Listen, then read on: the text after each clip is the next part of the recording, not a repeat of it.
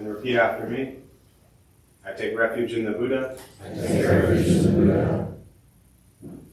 I take refuge in the Dharma. I take refuge in the Dharma. I take refuge in the Sangha. I take refuge in the Sangha. Keeping the palms joined.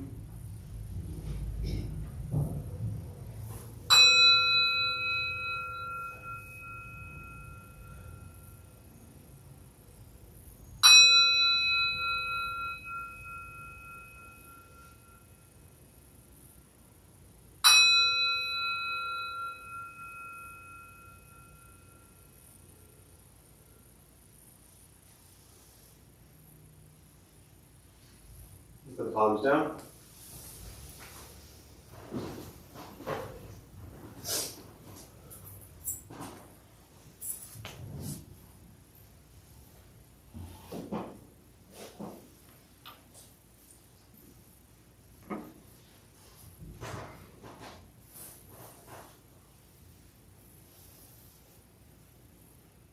All right, good evening, everybody.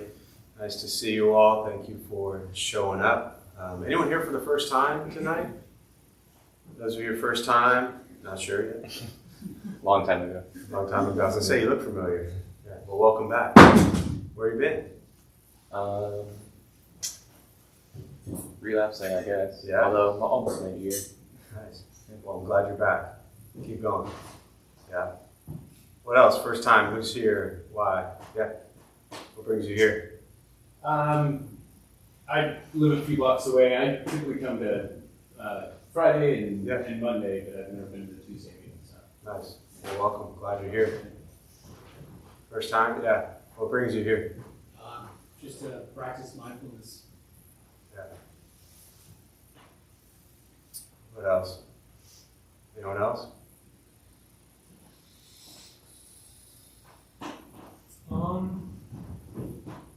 I think to find personal freedom. And you think you're going to get that here? Huh? You think it'll help, huh? All right, I hate to ruin this for you. What's your name? Dustin. Dustin? Yes. I hate to ruin this for you, but you're looking for personal freedom. So everyone else in the room, especially those who've been coming here a long time, any of you found personal freedom yet? No. More. Come on. Okay, one. There's always one. You know, the A+ students. But personal freedom, that's a lot to look for, you know? I'm an eager man. Say again? I'm an eager man. Eager. You're just setting yourself up for so much disappointment. You know? No, but it's a good thing. I mean, we all come into this path, this practice, you know, meditation, Buddhism, spiritual journey, whatever you call it, for completely different reasons. But I think at the end of the day, most people are looking for some sense of peace, happiness, personal freedom, whatever you want to call it. And I always just caution people, especially for those who are maybe new or brand new to this stuff, or you know, just kind of starting out. Don't set these goals so high that like you're going to do this stuff for 3 weeks and all of a sudden, you know, personal freedom is going to happen. You know, it's not a 6-week course. It's not something that after 3 months you've graduated and you've moved on to something. The reality is we're going to be challenged and face conflict and difficulties and chaos every single day of our entire life. And so very often we might have this idea that if we learn about Buddhism, that it's going to bring us some sense of personal freedom that we've always been seeking.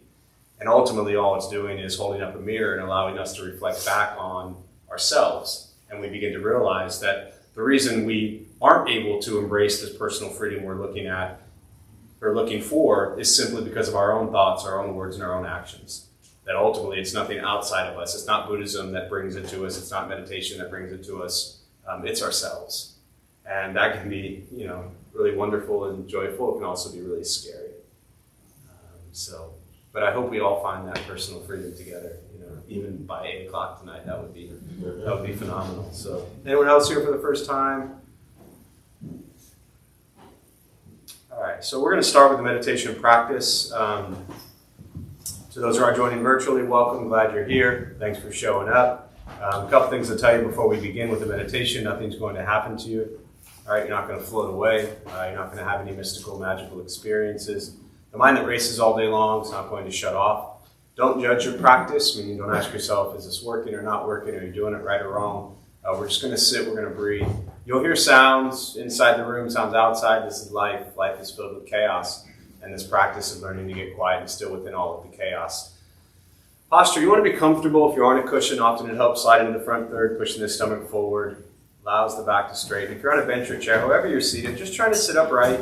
Trying to kind of break the habit and routine of how we normally sit. Just kind of bringing yourself upright to attention, but comfortable. Hands can be on the knees or in the lap. If you need to move during meditation, simply move. Movement doesn't make you a bad meditator, just means you need to move.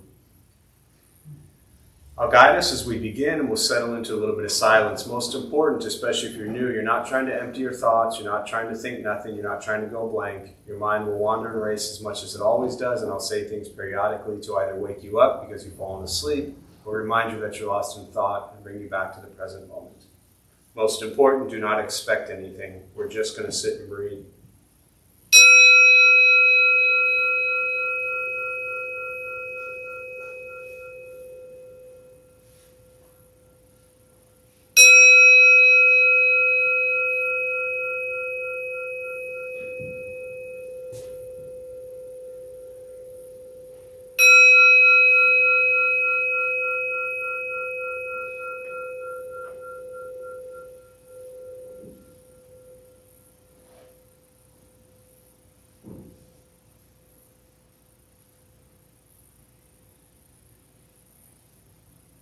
And starting with your eyes closed if comfortable, or slightly open. Mouth is open or closed. We'll start with taking 3 deep breaths, slowly.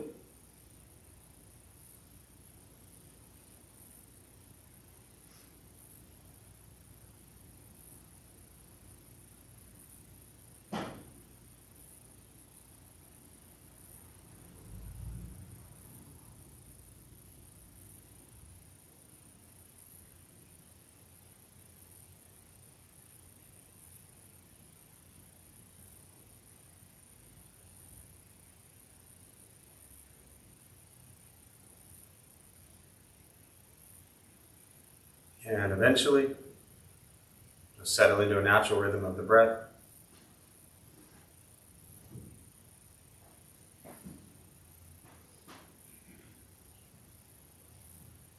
Noticing the mind as it wanders, jumping from thought to thought.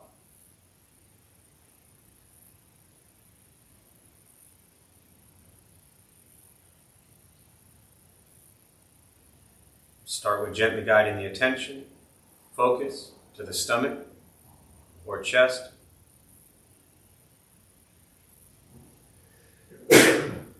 Breathing in, feel them rise. Breathing out, they fall.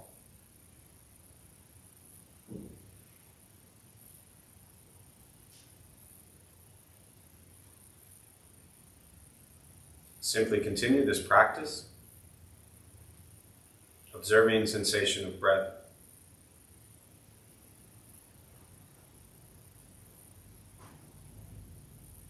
Expecting nothing but to sit and breathe.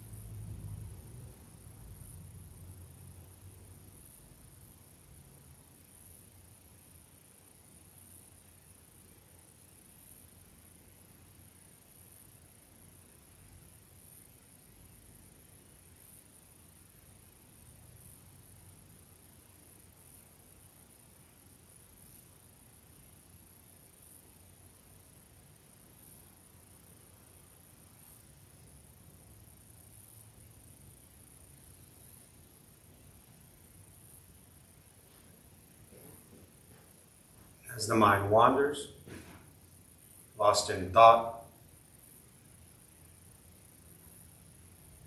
recognize it, release that thought, return attention, focus to the breath.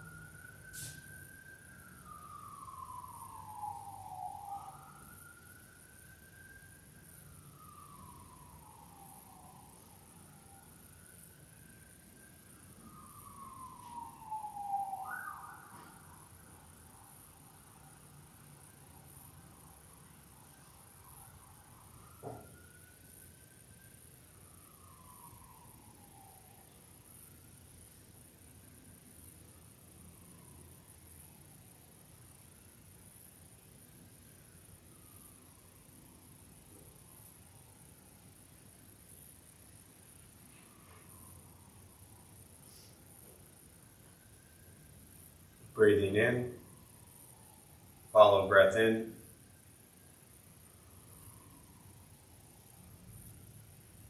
Breathing out, follow breath out.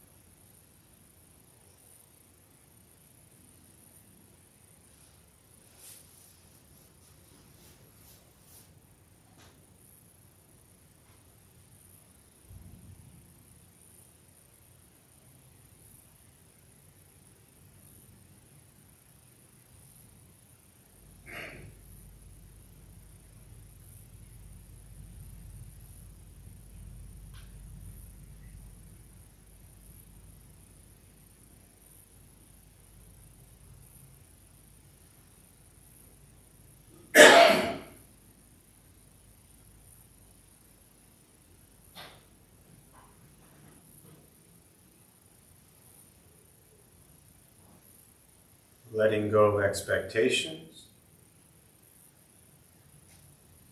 letting go of judgments from your practice, just sitting, breathing.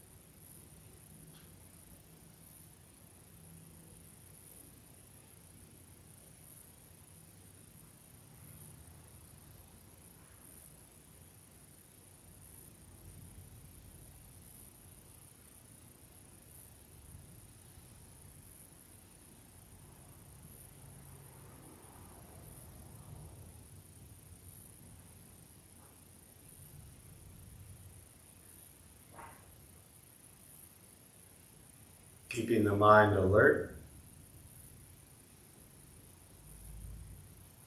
aware of each sound,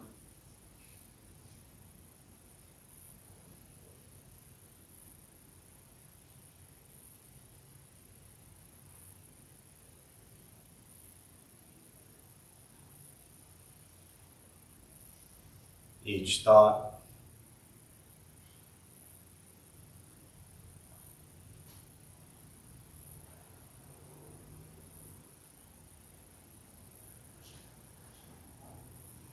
each physical sensation,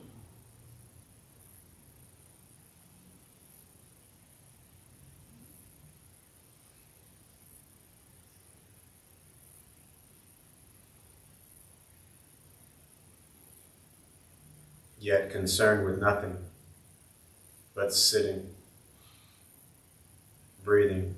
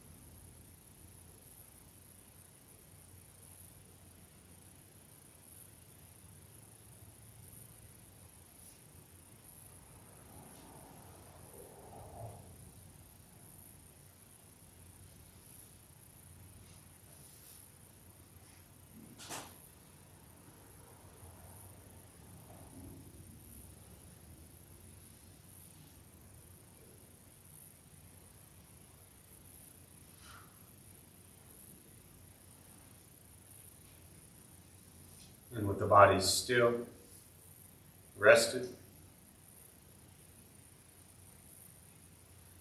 and the speech quiet, aware of all sounds, and the mind learning to settle. Know what it's like to just sit and breathe.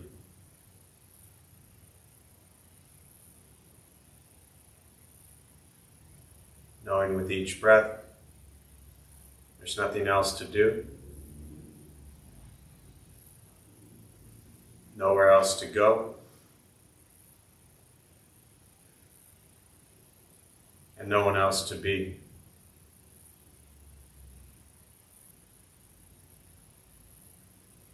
Everything beautiful, exactly as it is. Sitting, breathing.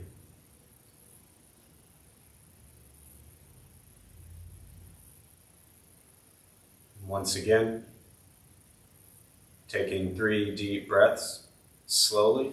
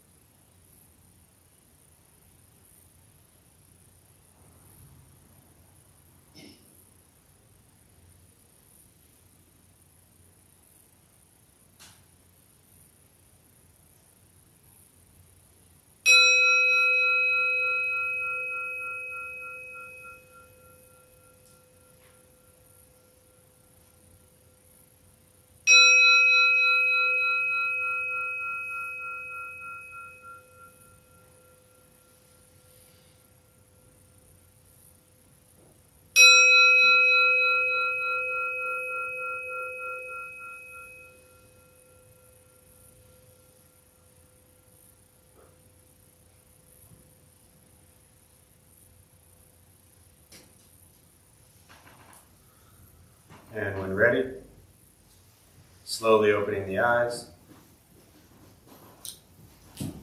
slowly beginning to move. And most important, with the practice of meditation, is to recognize how you feel now, immediately after. Compare this to how you typically feel throughout your day. Recognize the difference, if there is one. Ask yourselves how you prefer to feel every day for the rest of your life. And realize however you feel now, if it's quiet, calm, and still, or a busy mind, racing mind, whatever you're sitting with at this moment, has nothing to do with anything I said. It's nothing to do with how you sit and hold the hands or cross the legs. It's nothing to do with the sounds around us or anything else for that matter. It has everything to do with your own mind and your own mind's reaction to an external condition. This is what the Buddha called pratitya samuppada, means dependent origination. This is the basis of the Buddha's awakening. The word Buddha simply means awakened. He was a human being, no different than any one of us, who began to understand why he suffered, why he got angry, sad, depressed, stressed, anxious. He began to understand the causal relationship of all phenomena. And what that means, very simply, for all of us, regardless where you come from or what you believe in or where you think you're going, your whole life is filled with things that happen. You react. More stuff happens. More reactions. That's it. That's what we get every single day. This practice is simply learning what it's like to respond to something quietly, peacefully, still. Because for most of us, the way you responded to the last 20 minutes is quite different from how you respond to every other 20-minute period of your day. So all we're working on is closing the gap to where the way you feel now is closer to how you feel always. Just as driven, motivated, productive, successful, whatever that means to you in your respective lives. But with a mind that's steady, clear, focused, distracted by nothing, disturbed by no one. Imagine going a day without being disturbed by someone. Imagine going an hour without being disturbed by someone. Most of you won't even make it out of the building before you're disturbed. This practice is not necessarily easy. It's not an escape, as often people think it is. It's direct perception into the present moment. And very often, as I said earlier, the present moment is filled with conflict, chaos, difficulty, challenges. And so this practice is simply learning to be with life as it arises and not running from it. Meditation is free. Buddhist practice is free. It's just sitting, breathing, becoming aware of what you think, what you say, and what you do in each moment. And that's it. That just repeats. For me, Buddhism is really simple. It is simple as anything else you've ever done in your life. But it's also incredibly difficult. It's the practice of becoming mindful and aware of every thought, every word, and every action. And how every thought, every word, and every action impacts your life and the life of those around you. I try not to complicate this practice. Being aware of our thoughts and our words and actions is hard enough. So for me, it's just repeat every single day. It's no more complicated than that. Mindful awareness of thoughts, words, and actions. The Buddha called this karma. Karma literally translates to action. Karma is not what goes around comes around. Karma is not getting what you deserve or what they deserve. Karma is what you give. It's what you bring into the world with your thoughts, with your words, and your actions. So it's being mindful of your karma and how that impacts you and those around you. Once we stop trying to change, fix, control, manipulate everything and everyone outside of us, hoping they do this, hoping they do that, wishing they would do this, wishing they would do that, we spend so much of our time there. This practice is setting that down and creating space for just to become aware of what we do. And when we do that, ultimately not much changes, but the way we feel. And it requires surrendering the one thing that so many of us hold on to so tightly, which is the illusion of control. So I'm sure none of you in this room like to control anything or anyone, but start doing that a little bit less and your life will get a little simpler. So with that, I'll pause. For me, always really just prefer to respond to questions, meditation, Buddhist practice, anything you're sitting with. And again, to those who are joining virtually, welcome, glad you're here. Feel free to say hello as you are. There's a chat box somewhere on your screen. And if you have any questions, you can put them on the chat box and I'll do my best to respond. So we'll use the rest of the evening for questions.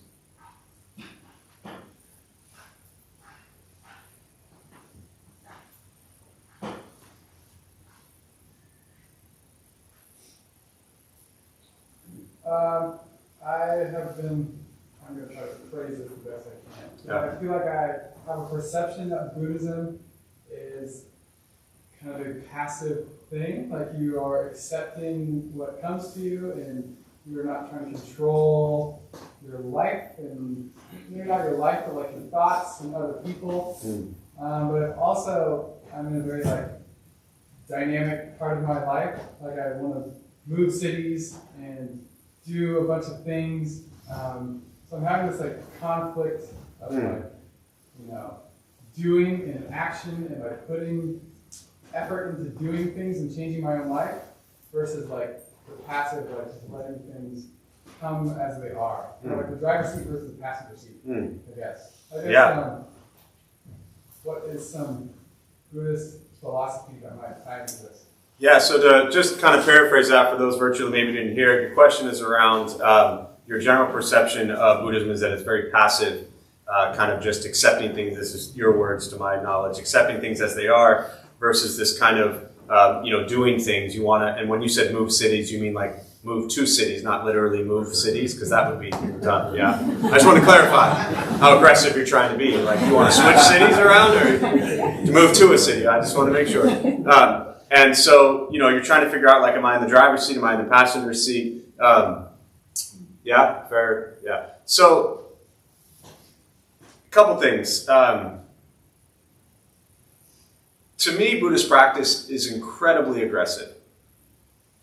It's not passive at all.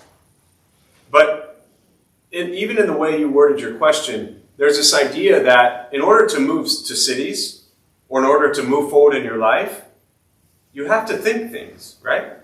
You have to say things, and you have to do things. Like if you just did nothing, you'd never leave the Dharma Bum Temple.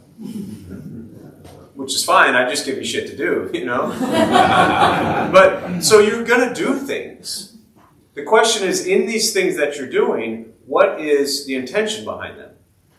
Is it driven by, as the Buddha taught the second noble truth, the cause of suffering, which is greed, anger, and ignorance, right? Our cravings, our desires, our attachments. So in this effort to move to cities and do whatever you want to do, is your intention coming from a place of greed, anger, and ignorance, or is it coming from a place of generosity, compassion, and wisdom? That's the question. Not should I do stuff or not do stuff, because even the choice to not do stuff is still a choice to do stuff, right? For me, does that make sense so far? And so I also introduce, and I talk about him a lot, but Thich Nhat Hanh, who really kind of coined the phrase engaged Buddhism, he fought, he walked alongside Martin Luther King, and Martin Luther King nominated him for a Nobel Peace Prize for his work around social justice issues. There's so many things in this world that are just horrific and disgusting that we should fight to create change. But when you're fighting to create change, can you fight to create change with love and compassion in your heart and not anger and hatred?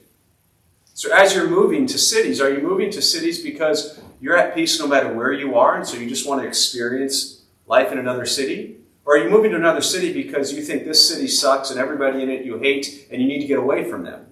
And all you're going to do is run to another city where you think everybody sucks and you need to get away from them after 2 years, and then you're going to run to another city, realizing that you didn't need to move at all.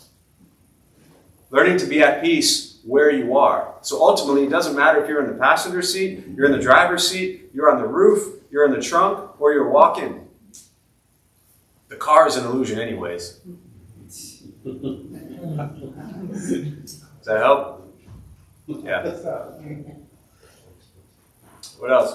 Can I just make a comment on that? Please. One of the, what you just said, like, learning to be at peace where you are. One of really good advice that I heard from someone, because I had the same thing just a year ago, like I wanted to do. And this friend of mine told me that, being is doing. Being is doing. So learning to be at peace where you are, and just, all the other parts of Buddhism. Yeah. That's hard work, and that is doing.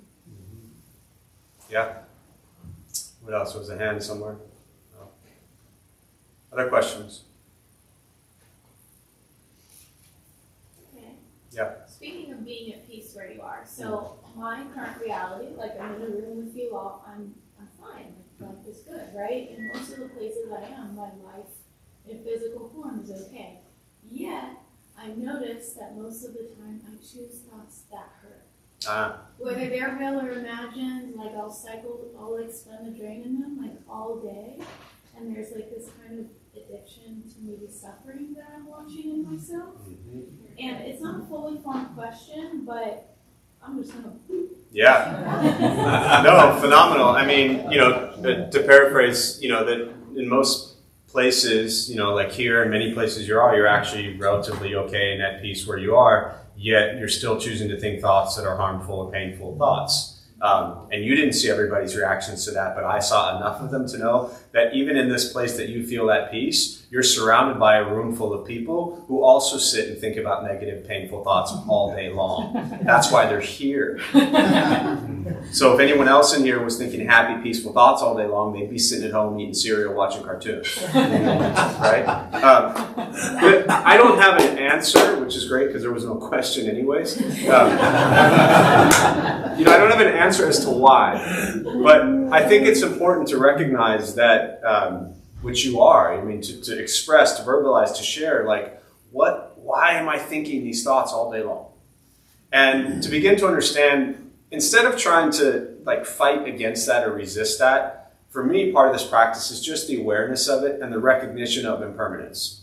And for me, practicing impermanence of thoughts has been life-changing.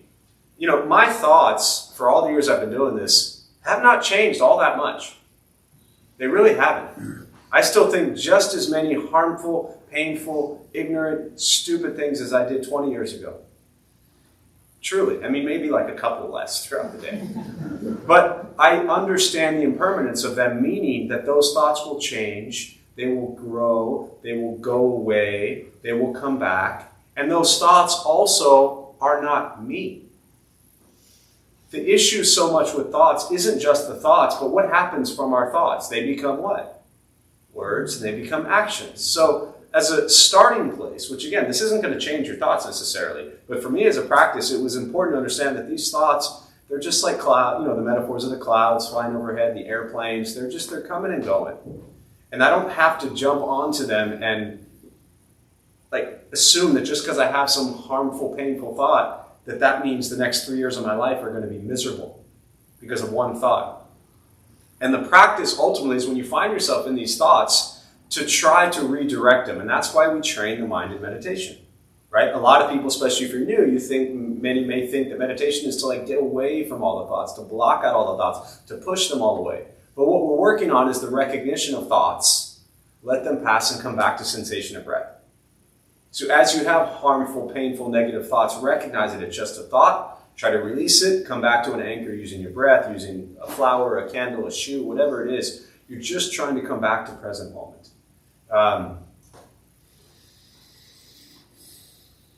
I think last thing I'll say is,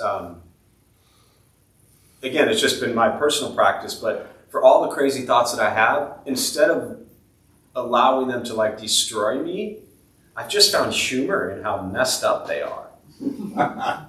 Like what a freaking mess this thing is. And instead of allowing that to like ruin me as I used to, I just see it as like, oh my God, that's just hysterical. Like you've been at this shit this long and you still think that way. But I don't do the majority of the things that I would used to do with those thoughts. And so they don't consume me. So, and in all fairness, they do slowly begin to change and, alter. They don't stay around as long. But you just gotta keep training the mind to be present. And there's no shortcut to that. There's no simple, easy way to that other than just a daily meditation practice. What else? Yeah. We as collectively, I think a lot of people code switch in their day, or I feel like I'm a different person in different places, and that my life isn't really joined together by anything. And I seek Buddhism or even any spiritual practice as some way to tie it all together. And I'm wondering if that ever happens, or it just always is going to feel so disparate and disjointed, and there's no time. I wouldn't try. I mean, my personal, comment from practice is I wouldn't try to tie anything together. There's nothing to tie together. Buddhist practice is just moment to moment life as it arises. All those things that you say you're trying to tie together are just constructs in your head that you have put labels and boxes around and say, there's this part of my life, there's that part of my life, there's this part of my life, and I need to tie them all together. They're just aspects of things you do and who you are, how your expression is throughout the day. There is nothing to tie together. There is no one to tie anything together, just like there's no car. Meaning these are all just stories in our head. They're illusions. They're real. If you have a job, you're actually at that job and you're working and you're doing things, and then you're exercising and so you're doing these things, and then you're here.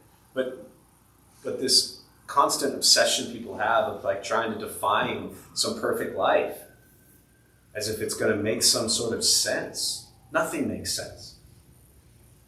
The practice is to abandon trying to make sense of anything and just experience moment to moment. Nothing to tie together. You'll spend the rest of your life trying to tie things together. And then you'll die. and nothing will be tied together. So you just spent a lot of time trying to tie stuff together. You know? And the fact that nothing is tied together is, in fact, everything tied together. Because it doesn't tie together. What else? Yeah. I've been for weeks trying to figure out a way to ask this question. I'm not sure I'm going to do a good job of it now, but it kind of ties into a little bit of what I'm hearing. So we talked about attachment, clinging being cause of suffering, and I heard something months ago in this room. A person shared about the loss they had of a parent a couple years prior, and how they were still deeply grieving. And if I personalize it. If I have occasion to share my story, and what I typically start that story with is, I grew up in violence. Mm-hmm. And so what ties the two things together in my mind is the idea of suffering. And if it's not really the thing that I'm attached to, but the suffering that I'm attached to, and how if I lose that attachment, I somehow dishonor something, or I somehow skip a piece of myself, or lose a part of myself, as that person may have dishonored their experience. Sure. Yeah. So there was a question on Sunday, question/comment, very similar to that, and I'll share it because I think it's relevant here, where the person, they were sitting right here, and they kind of commented, and I'll do my best to retell it, but they made a comment about learning to be at peace with something, or really specifically someone that apparently, and obviously from the statements, had caused them harm. And so the question was around, it was kind of subtle, and then I dug a little deeper, and what came out of it was this idea of learning to be at peace with something. Did that mean that you were making or setting something up that what the person had done was okay? That if you're at peace with someone that has harmed you, that by being at peace with it, their concern was that it was almost excusing and getting them off the hook, so to speak. So learning to be at peace with someone, learning to be at peace with death, learning to be at peace with loss, has nothing to do with the thing in and of itself. It's our ability to respond to life as it arises. And this is not easy to do. Right? But there's a sutra where the Buddha, it's called the Mustard Seed Sutra, where the Buddha, there's a woman whose child dies, and she goes to the Buddha and says, please, can you bring back my child? You know, as if he had this power. I mean, he was just a dude. He couldn't have done it anyways, but just a human. And so what he says is, go to every house and collect a mustard seed from every house that has never known death or loss. And so I'll save you the reading. She comes back with no mustard seeds, right? We all experience pain, suffering. And for some reason, even to the earlier comment, we tend to I don't have answers to this, but we tend to stick in how many of you came here tonight because everything in your life is wonderful and peaceful and happy? Nobody. But everyone in this room has things in their life that are wonderful and peaceful and happy. But we don't focus on that because we'd rather focus on all the miserable stuff. I can't tell you why. Other than suggest, don't do it. You know?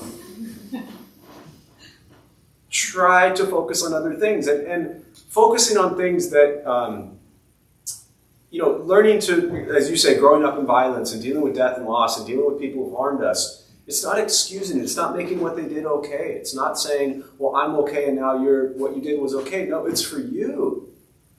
The Buddhist teaching, the first piece to overcoming suffering is generosity. And for me, generosity also includes giving yourself a break. Believing that you deserve happiness just as much as anybody else. But you spent most of your life not believing that. You spent most of your life telling yourself you don't deserve to be happy. And you've created stories your whole life about why you think you shouldn't be happy. And in every story you tell around I grew up in violence, you know what's attached to that? Your belief that you're stuck in that violence.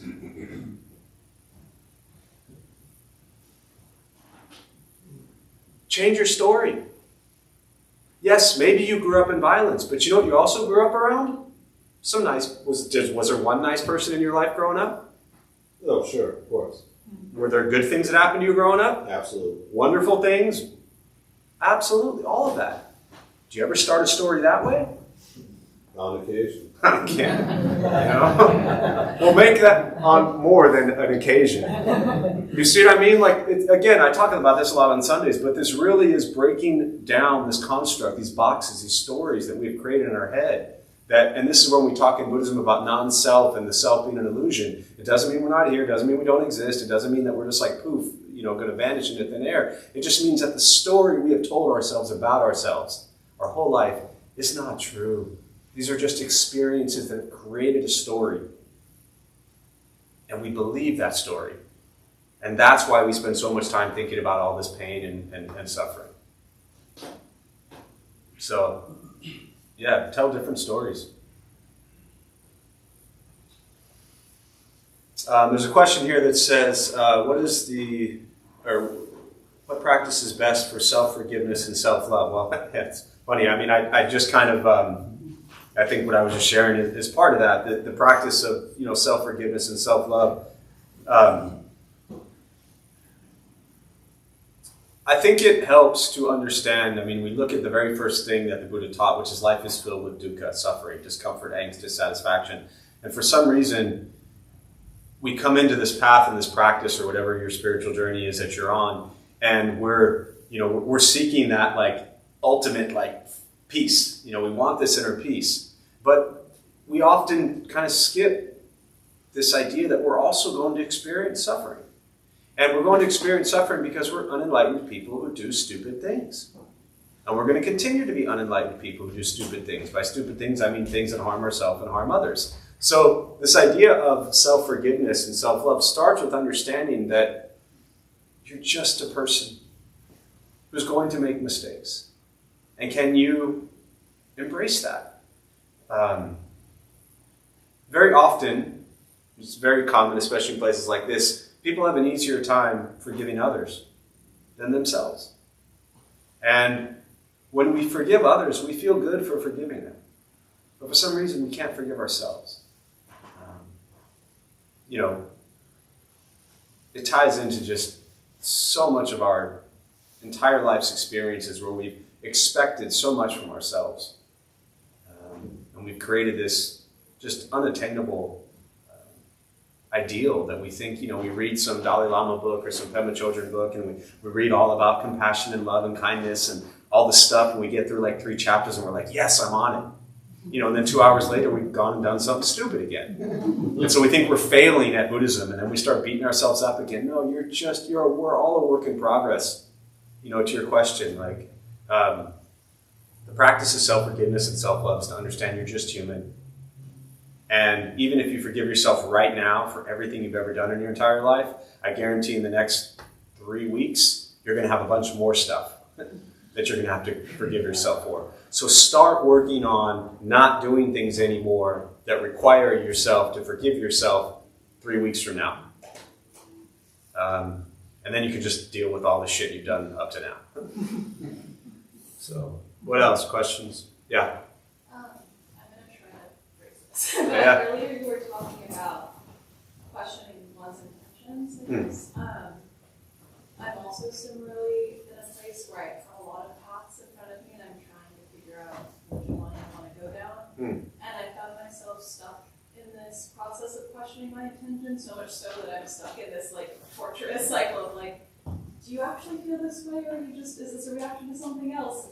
And I'm stuck in this inaction, which is only making it feel worse. So I guess trying to find the balance of questioning what do I want and where is this coming from, a place of compassion towards myself and others, but also not creating things. I don't know if that makes sense. But, yeah, sure. It makes sense probably about as much as what I'm going to say back to you makes sense. There's the reality that, to paraphrase your question for those virtually, you have a bunch of choices in front of you, a bunch of paths. You're not sure which one to go down, so you're kind of stuck in this. You're just stuck, and you're questioning your intention. The purity or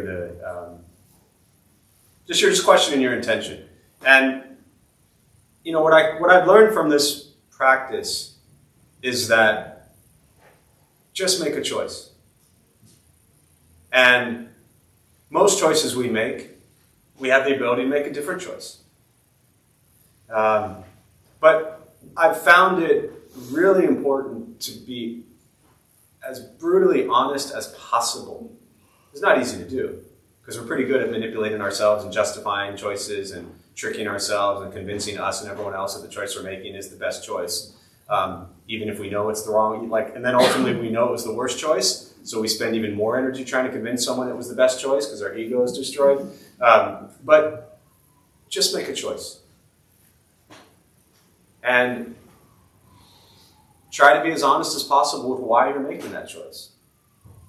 And if a week from that choice, a month from that choice, a year from that choice, you realize that was a great choice, then wonderful. But you're also going to have a million other choices along that first intention.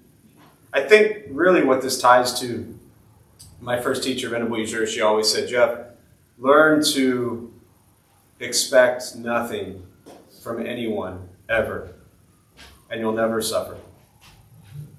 Not an easy thing to do, but a beautiful practice. And I think it helps, same thing if we can apply that to ourselves. So with these choices, especially when you've been sitting with them for so long and contemplating them for so long and trying to investigate them for so long, then you're going to have some crazy idea that says, well, then now you should be making the right choice. You could spend 3 years trying to make a choice and then make a choice, and a week later realize that was the dumbest choice in the world. But if you don't attach to any outcome of these choices, again, we're abandoning the outcomes, we're abandoning the expectations, and we're just trying to abide in, live in present moment experience. Not the stories, not the boxes we're trying to tie together, not the outcomes, but just your experience. And is your experience kind and pleasant and gentle towards self and others, or is it wrapped up in anger and ignorance and greed? And that's the part you have to be honest about with yourself. And that's really difficult to do. Yeah. What else? Yeah. Okay, I have a real problem with this anger always being a cause of suffering, because I think anger sometimes can galvanize you to take action to stop something that's really effed up. 3 times in my life, just 3. I don't want to hear any of them. Okay. I'm not going to tell you, but 3 times I got close to violence to stop people from being hurt, to defend themselves. Okay. But So- I had to get angry to do it. No, you didn't have to get angry. You got angry. We don't have to get any emotion. We choose to get those emotions, right? So the question was around, well, you all, you're right next to the camera, so you heard it.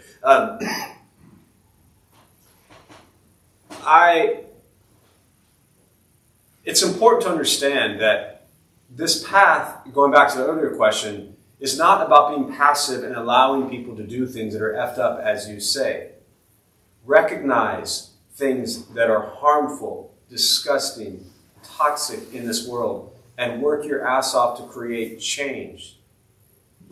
But do it without hatred and anger towards the people that are doing these things.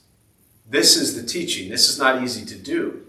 Can you begin to see the suffering? You ever harmed anyone yourself? Physically, never. That's not my question. Don't put words in my mouth. Have you ever harmed anyone? Clarifying, yes, of course. Yes. Now, when you harmed someone, you did that because you were what? Hurt. Hurt. Now, when other people do things or did things, to your 3 examples, they did things that harmed somebody else, physically or not, in some way. Let's not twist it, manipulate it, justify it, because you're really good at that. Don't do that. Okay? Look at the 3 examples and the people that caused harm. Do you think they were suffering? I'm not asking you to excuse what they did. I'm asking you a very simple yes or no question. Yes. Were they suffering? Yes. Can't you have compassion for their suffering, which led them to cause pain and harm in others? Or are you just going to attach to the fact that they caused pain and harm? They are suffering. Violence brings violence. Anger brings anger. Hatred brings hatred. It's a vicious cycle. We've all been there where we're suffering and we've caused harm, physical or not. So the practice is to see people who are causing harm And with love and compassion and kindness in your heart, work diligently with wisdom and compassion to help alleviate their pain and suffering so they stop causing harm. You can't do that yet. But that doesn't mean it's not possible. It's not possible to you because you have no idea what that's like. You have children? No. No. You have a niece, a nephew? You ever liked a child that you care about? I adore my nieces. Okay, great. So you got nieces, right? How old's your niece? I've lost count. Great nieces, great nephews. Think back to when your niece was 7. Any Yeah. niece 7 years old. Yeah. You think the 7-year-old niece did something that was really stupid? Of course. Of course. And look at you. You should see the joy on his face at the stupid thing your 7-year-old niece did. That's love, that's compassion. Can you have that love and compassion for other people? That's the practice. Don't answer that. I already know the answer to that. That's the practice. When you begin to see the world as your 7-year-old niece, then you understand what the Buddha was teaching. Just because we can't do it doesn't mean it can't be done. Turn that hatred into anger. There's going back to Thich Nhat Hanh, a great book called An's Anger. It's a children's book. And it's about this, the anger is like a monster and very scary, and then the monster turned into a beautiful flower. I know I ruined the book for you. So it's taking that anger and seeing the injustice in the world, right? And fighting, but not with hatred.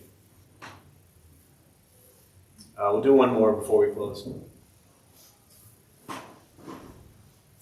Yeah. I'm experiencing basically the same thing as you are, and with a lot of the self-doubt about what choices I may make in life and specific ones I have available to me right now. But in my present moment, right, I have a desire to drop everything and travel the country functionally, right? Or, stay and figure stuff out. And I go back and forth on, I understand the idea of not being attached to the outcome, regardless of what choice I may make, but also feeling like that wanting something else than what I have makes me feel ungrateful for all the things that I do have. You said it, not me. Right, sure, yeah. But it doesn't change that I want that I want some more out of life. I want another experience. Yeah. And I don't know what to do with that. Yeah. So just to clarify, and I'll close with this thought around this desire. If you're new to Buddhist practice, yes, the Buddha taught that desire and craving leads to suffering. He didn't say that we're going to stop having desires and stop having cravings. So it's important not to listen to this stuff, year after year, and think that just because you've heard someone say year after year that desire and craving leads to suffering, it's important not to think that your desire and cravings are ever going to go away. They're not. But to honestly, as you said, you gave part of what my response would have been in your question, right? The lack of gratitude and appreciation of what you have now is making you want to go. Experience life. How come you're sitting there and not over there where you always sit? It was already taken. It was already taken, so you made the choice to sit over there. You made a choice. Did it work out over there? It's great over here. Would have been just fine over there? I'm sure it would have been fine over there. Just as fine, right? I'm probably disturbed by it more than you are. Like the people that stole your seat, How dare you steal his seat? There's like 2 of you right now. Is it 3? You 3 right there. That's his spot, right? It's like Sheldon on Big Bang Theory. He's got his seat. So just make a choice. But if you're going to, as you said, again, I'm just going to use your words, and I'll close with this thought. If you choose to travel the world and go experiencing, that's your desire and your craving, then that's your choice. But understand the reason, potentially, is that you lack gratitude for everything that's in your life right now. And know that that's your choice. And that's kind of what I mean when I say, the honest part about it. Right? You have to be very careful to not allow these things that you hear and read to think that you need to say in some tiny little safe box. Make your life a complete, absolute, chaotic mess, but with compassion and wisdom as much as possible. And when you go, if you go, understand that the happiness is not because you're gone. And if you stay, the misery is not because you're staying. The happiness is in one place and one place only. Right? You were able to hear and participate and be in this space, whether you're over there or over there. Nothing changes. But you. So I'm going to close on that. We'll join palms. May the benefit of this practice be shared with all beings in all directions. May all beings be at peace. May all be free from suffering. May any merit gained from this practice be transferred to Mark Miller and Stephen Hendricks in their time of rebirth.